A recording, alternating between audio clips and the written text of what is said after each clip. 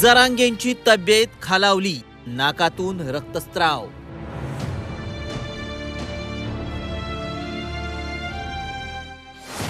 उपचार घेण्यासही जरांगेंचा नकार।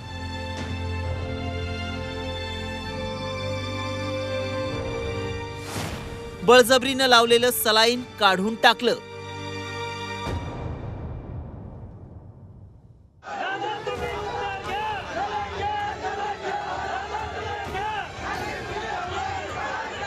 अंतरवाली सराटीतल्या ग्रामस्थांचा हा आक्रोश ऐका। या चिमरुडीच्या डोळ्यातून वाहणारे अश्रू पहा।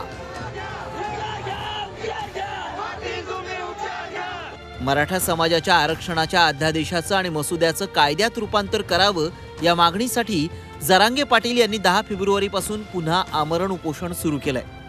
मात्र उपचार घेण्यास नकार दिल्यानं त्यांची तब्येत खालावली आहे। खाली तुमचा पाय पडतो ना मी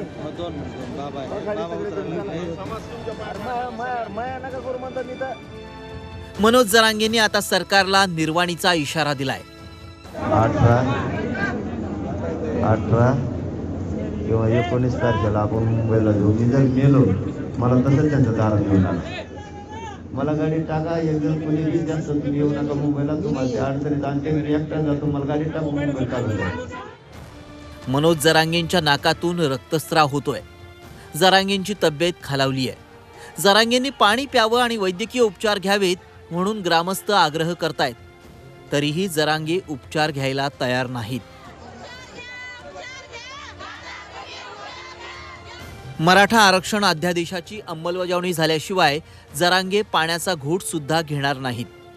दादा पाणी घ्या, दादा पाणी घ्या, असं पण थोडं पण पाहिलं नाही त्यांनी। म्हणजे कालपासून त्यांना काही सुधरत नाही ना। सरकारनं आता काहीतरी ह्याच्यावर विलास काढावा थोडा। आजचा दिवस लास्ट दिवस आहे आता जास्त वेळ घेण्याचा अर्थच नाही आता त्यांचा काय। विभागीय आयुक्त जिल्हाधिकाऱ्यांनी भेट घेत जरांगेंना विनंती केली, मात्र जरांगे आपल्या भूमिकेवर ठाम आहेत। खोटं म्हणावं असं म्हणलं तरी काही हरकत नाही। त्यांना वेळ सुद्धा नाही दादाकडे येऊन बघायला। आजचा 5वा दिवस आहे। त्यांच्या सकाळी नाकातून रक्त आलेले, तोंडातून रक्त आलेले। त्यांना इतका पण जरा वेळ नसेल तर आमच्यासाठी हे आरक्षण पण काही कामाचं नाही आणि शासन पण काही कामाचं नाही।